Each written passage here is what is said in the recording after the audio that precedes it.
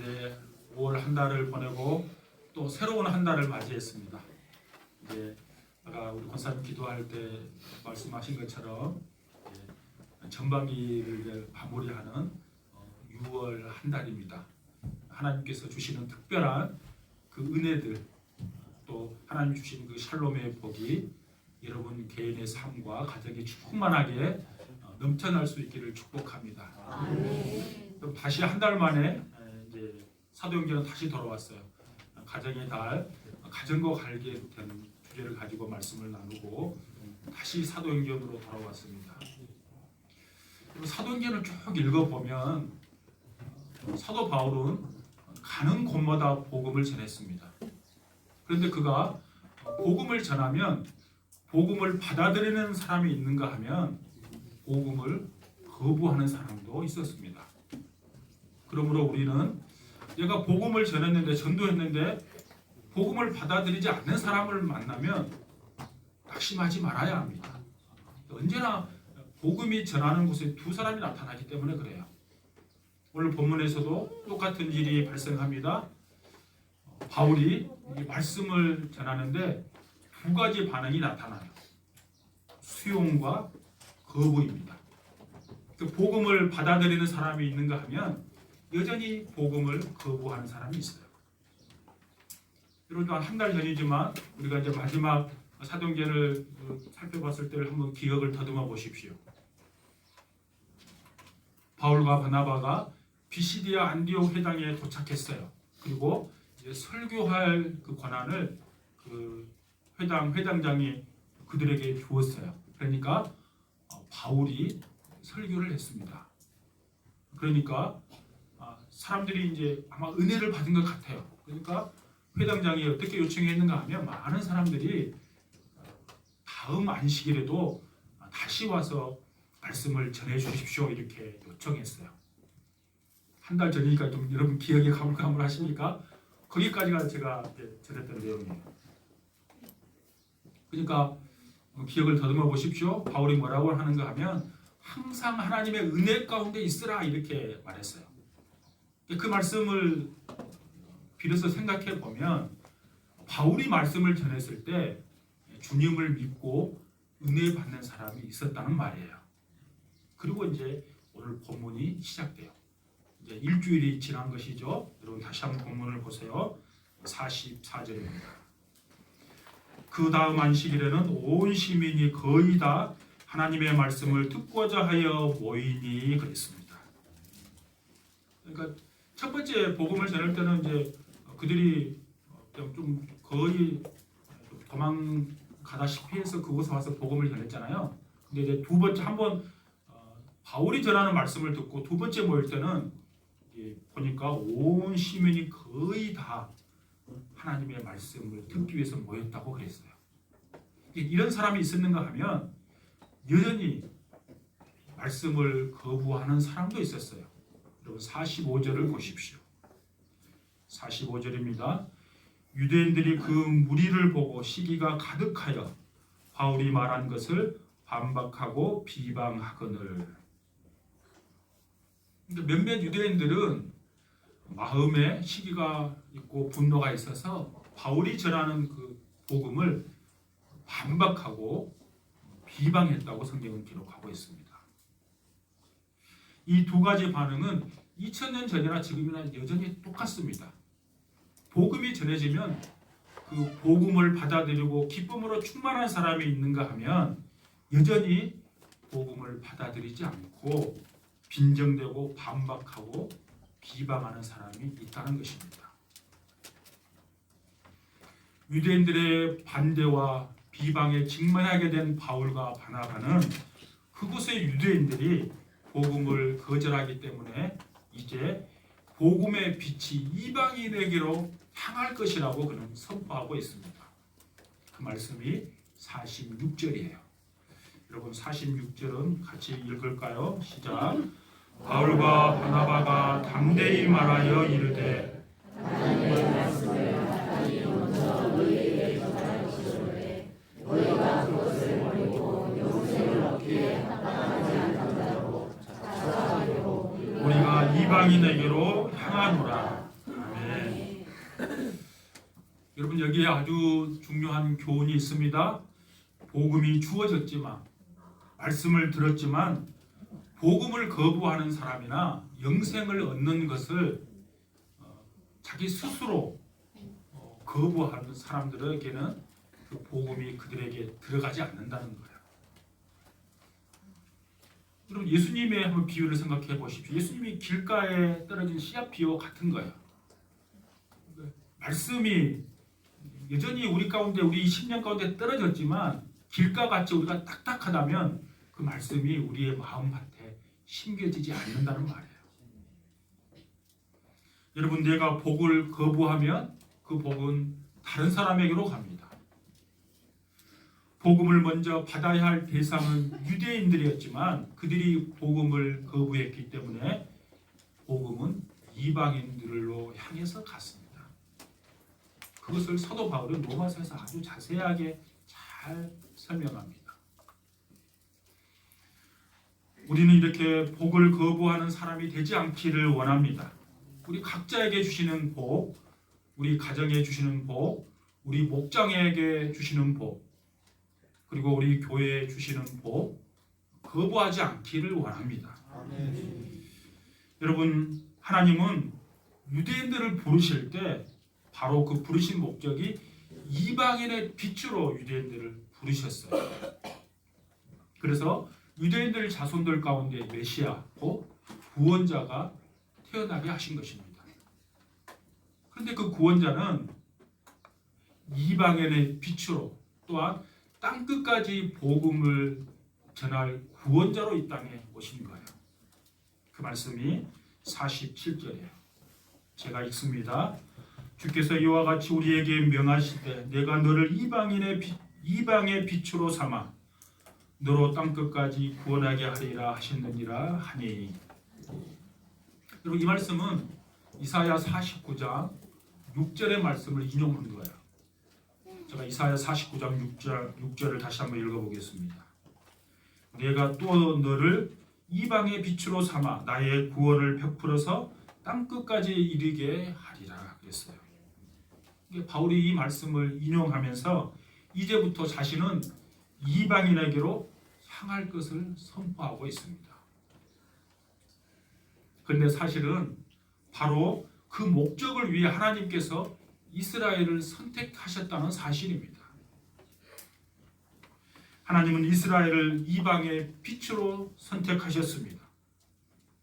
너희만 잘 먹고 잘 살아라, 너희만 이쁨 받는 내 백성이다가 아니라 이방의 빛으로 부르셔서 구원이 땅끝까지 이르게 하는 그 도구로 이스라엘을 선택하셨다는 말입니다. 근데 이스라엘은 그 하나님의 부르심에 실패합니다. 그래서 하나님께서는 새 이스라엘을 다시 부르세요. 그 새 이스라엘이 누구예요? 바로 교회입니다. 바로 저와 여러분입니다. 그러므로 이 말씀은 유대인에게만 적용된 것이 아니라 오늘을 살고 있는 저와 여러분에게도 동일하게 적용되고 있는 말씀이에요. 하나님이 우리를 택하시고 부르시고 복을 주신 것은 다만 그냥 단순히 우리가 잘 먹고 잘 살도록 우리에게 주신 것 아니에요. 하나님을 믿는다고 하면서도 하나님께서 주시는 그 풍성한 복이 다 자신을 위해서 쓰라고 주신 것이라고 생각하고 그렇게 산다면 그 삶은 결코 하나님 앞에 기쁨이 되지 아니할 것입니다. 우리에게 물질을 주시고 건강을 주시고 가정도 주시고 자녀도 주셨어요. 우리가 일할 수 있는 일터도 사업장도 주셨어요. 그리고 공부할 수 있는 여건도 주셨어요. 우리에게 이 모든 것을 주신 것은 그저 우리 자신이 잘 먹고 잘 살고 편안하게 살라는 뜻이 아니라 그것들을 잘 선용해서 하나님을 사랑하고 이웃을 사랑하는 데 쓰라고 주신 거예요. 그럼 이것을 여러분이 잊어서는 안 됩니다. 억지로 그렇게 하라는 것이 아니라 그런 삶을 살아야만 우리의 삶이 정말로 가치 있는 삶이고 정말로 복된 삶이 되기 때문에 그렇습니다. 그러므로 우리는 우리에게 주어진 것들에 대해서 착각하지 말아야 합니다. 그것들을 잘 순종할 수 있어야 합니다. 주님의 기쁘신 뜻을 위해서 우리의 시간과 우리의 물질도 사용해야 될 줄로 믿습니다. 여러분, 제가 얼마 전인데요, TV를 이렇게 켜니까 그 유재석하고 그 개그맨 이름은 제가 잘 모르는데 조세호, 예, 권사님 감사합니다. 그 조세호 두 사람이 하면서 게스트 초청해서 토크하는 프로 있잖아요. 그게 가끔 틀면 그게 나와요. 근데 그게 제가 한 보름 전인가 보니까 그게 생방송인지 아니면 지방송인지 모르는데 나왔어요. 누가 나왔는가 하면 우리나라 1세대 래퍼, 연세가 높으신 분 래퍼 그러면 뭐 바쁜가 이렇게 모르는데 래퍼가 뭔가 하면 우리 연세 높으신 분 들으세요. 래퍼가 뭔가 하면 이런 노래 부르면 노래는 우리 트로트 이렇게 구수하게 부르잖아요. 근데 노래를 그렇게 안 부르고 말하는 것처럼 부르는 노래 가수가 있어요. 하나님은 듣고 보시고 말 못한다고 이런 것처럼 그렇게 부르는 분이 있어요. 그런 가수를 래퍼라 그래요. 래퍼. 1세대 래퍼 현이라는 그 가수가 나왔어요. 우리 교학교 친구들은 현이 누군지 모르죠. 목사님 알아요. 그 나이가 한 50대 거의 중반 가까이 됐을 거예요. 그 사람이 나와가지고 이제 토크를 하는데 그 부인이 누군가 하면 그 배우 잘생긴 이혜영이라는 배우예요.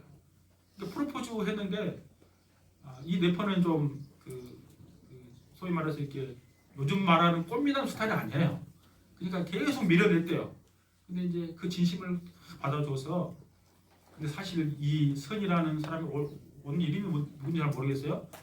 굉장히 가슴이 따뜻한 사람이에요. 그러니까 허락을 해가지고 둘이 결혼하니까 너무 기쁜 거예요. 이 현이.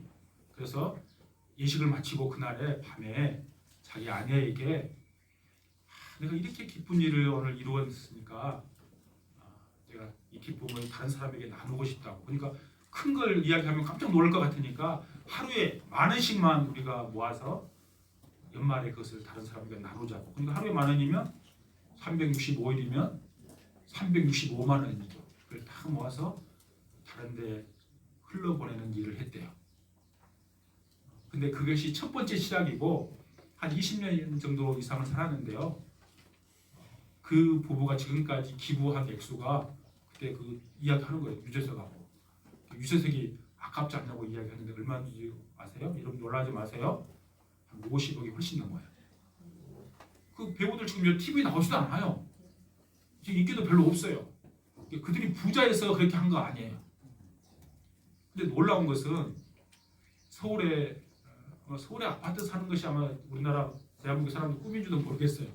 아파트를 사는데 어디에 사느냐가 중요해요.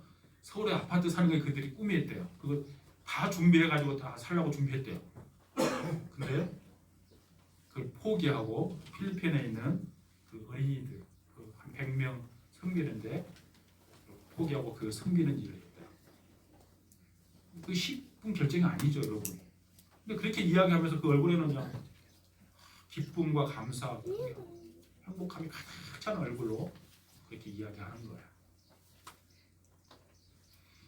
특별한 사람만 하는 것이 아닙니다. 예수 믿는 사람은 언제나 하나님께서 기뻐하시는 일에 순종하고 헌신할 수 있어야 합니다. 하나님은 오늘 우리에게 원하시는 것이 바로 그거예요.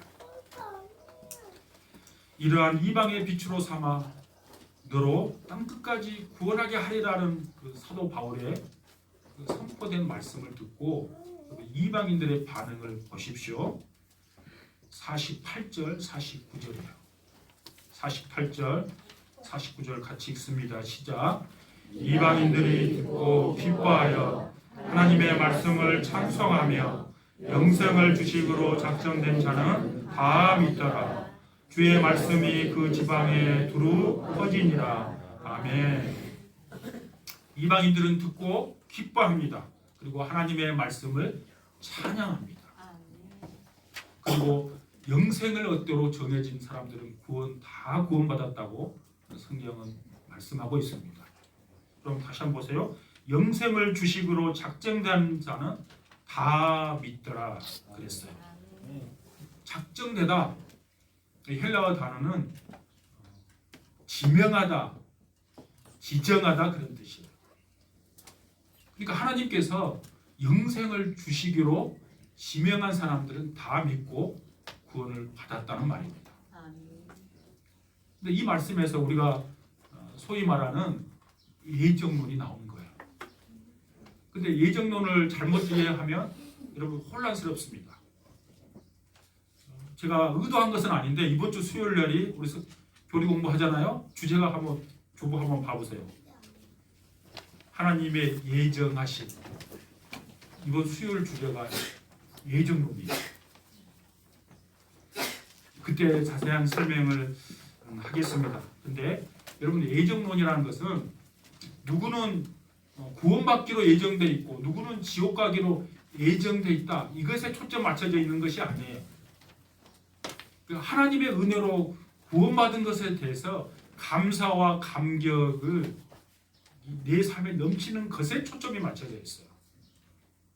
수요일날 다시 한번 설명드리겠지만, 그러니까 다시 말씀드리면 예정론은 모든 것이 다 하나님께서 구원하기로 아니면 지옥 가기로 정해놓았다, 이것이 아니라 하나님이 나에게 이런 은혜를 주셨구나, 그래서 내가 너무 감사하다, 그래서 내 구원이 결코 흔들리지 않는다는 것을 내가 확신하는 믿음, 그 구원이 하나님의 선물이라는 사실을 믿고 구원에 대해서 흔들리지 않는 확신을 갖는 것이 예정론의 핵심이에요. 그래서 예정론을 볼 때는 여러분, 현재 여기 있잖아요. 여기에서 예정론을 볼 때는 미래를 보는 것이 아니에요. 미래에 초점이 있는 것이 아니에요. 내 과거에 초점이 있어요. 내가 과거에 이러이러한 나를, 하나님께서 나를 이렇게 은혜 가운데 세워주셨다가 예정론의 눈이에요. 수요일날 다시 설명하기로 하고, 그런 하나님의 전적인 은혜로 구원받은 하나님의 백성들은 또 어떤 모습으로 살아갔을까요? 52절을 보십시오. 52절입니다. 한번 같이 읽을까요? 시작. 제자들은 기쁨과 성령이 충만하니라. 아멘. 여러분, 제자들, 구원받은 주의 백성들이죠. 제자들의 모습, 바로 이 모습이에요. 기쁨과 성령이 충만했다는 거예요. 저와 여러분이 구원받은 하나님의 백성이라면 여러분, 기쁨이 우리 심령 가운데 넘쳐나야 돼요. 그것은 상대적 기쁨이 아닙니다. 절대적 기쁨이에요. 내 처지와 환경에 상관없이 주어지는 기쁨이에요. 그리고 성령 충만함을 늘 누리며 살아야 될 줄로 믿습니다. 근데 여기서 제자들이라고 언급됐는데 복음을 받아들인 피시디아 안디옥 사람들을 말하는 거예요. 그들에게 복음을 전한 바울과 바나바는 오늘 본문에 읽은 것처럼 박해해가지고 쫓겨났어요.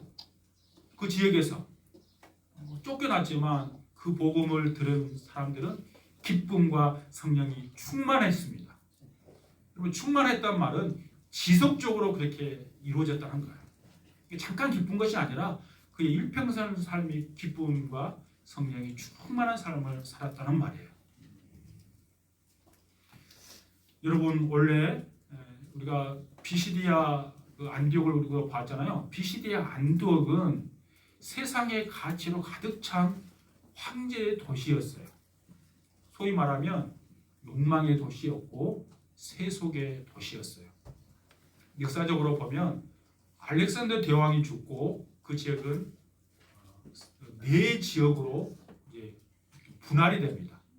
그 중에 한 왕이 셀루쿠스라는 왕이 있었는데 그 사람이 자기 아버지 이름 안티오쿠스라는 아버지의 이름을 따서 자기가 다스리는 그 지역의 지명, 도시 지명을 짓습니다. 안티오쿠스, 안디옥 그런 뜻이에요. 그 안디옥 지명이 거기 있잖아요. 그러니까 바울과 바나바가 파송받을 때 그 지역이 뭐예요? 시리아 안디옥에서 파송받았잖아요. 오늘 복음을 전하는 곳이 어디예요? 비시디아 안디옥이에요. 위치는 다르지만 똑같은 안디옥이에요. 그러니까 그 지역의 이름이 다 중간중간에 안디옥이라는 지역의 이름이 많아요. 그 지역은 말 그대로 황제의 도시였고 세속의 도시였고 욕망의 도시였어요. 세상의 가치가 가득 찬 도시였어요. 그 욕망으로 그들은 살아갔어요. 자신의 생명이 깎인 줄도 모르고 죽음을 향해서 나간 줄도 모르고 나아갔던 그들에게 사도 바울의 복음이 들어가니까 그들이 새 생명을 얻고 기쁨이 넘친 거예요. 성령이 충만한 삶을 살았다는 것입니다. 여러분, 성령이 충만하다 그 말은 쉽게 말하면 성령의 지배를 받는 삶을 사는 거예요. 내가 주인이 아니고요. 성령님께서 인도하심을 따라 성령님이 주시는 그 은혜 가운데 주님의 뜻을 따라 살았다는 말이에요. 여러분, 저와 여러분이 제자다면 우리의 정체성이 있어요. 우리는 언제나 내 심령 깊은 곳에서 솟아나는 기쁨이 있어야 돼요. 그리고 내가 주인된 삶을 사는 것이 아니라 성령 하나님의 인도하심을 따라 주님의 뜻을 따라 사는 거예요. 사도 바울은 그것을 알았습니다. 그래서 평생의 자신의 삶을 주님의 사랑의 통로가 되어서 주님의 희생으로 내가 구원받았기에 자신도 그 희생적인 삶을 살았습니다. 그것이 사도 바울의 복음을 전하는 힘이기도 했습니다. 형편없는 죄인인 자기를 살리시기 위해 스스로 희생하신 그 주님의 사랑을 깨달았기 때문에 사도 바울은 그러한 삶을 살 수가 있었습니다. 그래서 비시디아 안디옥에서처럼 그가 가는 곳마다 기쁨과 성령이 충만한 사람들 그리고 교회가 세워줄 수 있었습니다. 여러분의 삶은 어떻습니까? 혹시 우리는 다 구원받은 백성인데 여전히 욕망의 도시 안디옥에 혹시 머물러 있지는 않습니까? 거기에서 우리를 건져냈어요. 그러면 우리의 정체성은 욕망의 도시, 세속의 도시, 내가 주인이 되는 도시에 머물러 있는 것이 아니라 하나님의 가치가 있는 주님의 뜻을 이루는 그곳에 우리의 생각과 우리의 발걸음과 우리의 몸이 그쪽으로 향해서 가야 될 줄로 믿습니다. 하나님 그걸 우리에게 원하세요. 오늘 우리 성찬식을 할 것입니다.